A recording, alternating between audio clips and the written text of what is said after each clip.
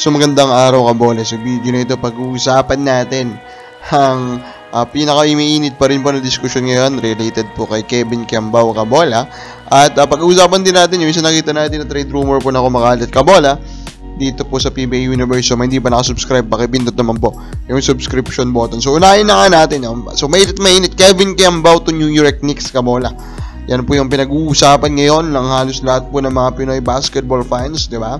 Kasi NBA na yan di ba? So talagang maganda siyang pag-uusapan. Now, remember that Snow Badwa was the first one to put that as a rumor kabola. Now, of course, when I first posted that, and actually even the others who posted that, even on his own post kabola, dami na agad nagreklamo, nagsabi na fake news, blah blah blah, no? Makikita nyo naman, di ba?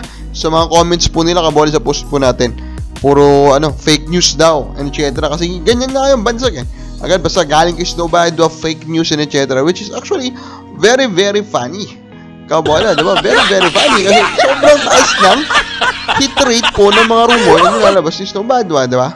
And of course, knowing Snow Badwa kabola, saka di siya napagreklamo nung biglang nagpost yung ito pong Wine Sport din sa post po ni Charles Chu regarding yung sa rumor niya kabola. And pinoint out niya nga yung emoji na ginamit po nung page kabola, no? That parang ini-imply niya para pinagtatawanan kine-question yung credibility ni Snow Badwa kabola. So agad din naman na prinug ni Snow Badwa kabola yung credibility niya. Nag-post po siya ng recording na mismong si Kevin yung kanyang kausap kabola. So I mean, all throughout the years kabola, yan daw palaging banat dito si Snow Badwa, fake news and etc. All throughout the years din kabola, yung hit rate na mga rumor niya, ganun pa rin naman kataas. So, parang niloloko na lang ng mga haters niya yung kasarili nila diba? Parang niloloko na rin kasi tumatama siya, diba? Hindi nila pinapansin. Pag may mga medyo hindi nangyayari, diba? Banat ng banat, yun lang yung nakaalala. Pag may mga ganito pong bagong post kabola, diba? The guy is really the most best insider po ngayon in Philippine basketball, in Philippine sports kabola. So, yung mga bumabanat, nangungutya sa mga rumor ni nilabas Snow, nagmumukha din kakatawanan at the end of the day. Like Coach Charles, di ba? Napareact kasi siya na wala na siyang ma-post, di ba? Kasi yung mismong management po kabola ng strong group yung nagsabi, nag-confirm di ba? Pero ginagamit pa rin ito ng ibang fans, sabi fake news, di ba? So, sinong sa palagay mo mas reliable, di ba? Etong si Coach Charles, yung mismong management. O sino mas reliable? Pinost na mismo si Kevin Kiambao yung kausap ni Snow Badwa.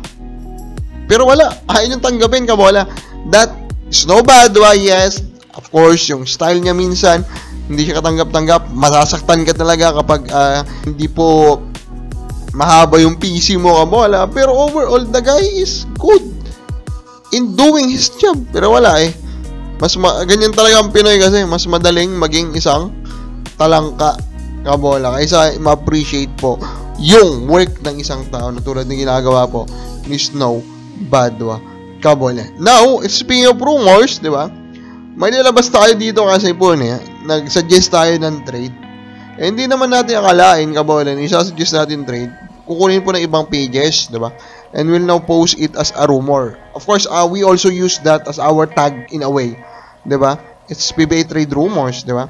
It's our trade suggestion. Pero just to clear air, di ba?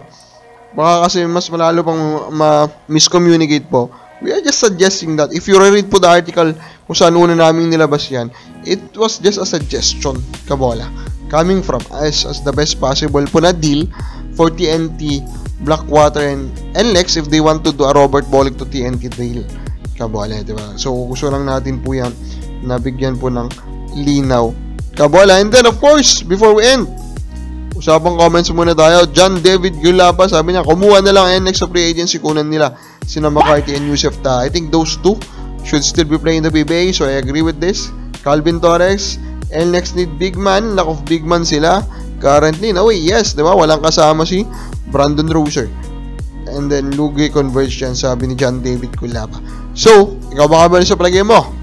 Hanggang fake news lang ba si Snow Badwa? Comment na po sa baba.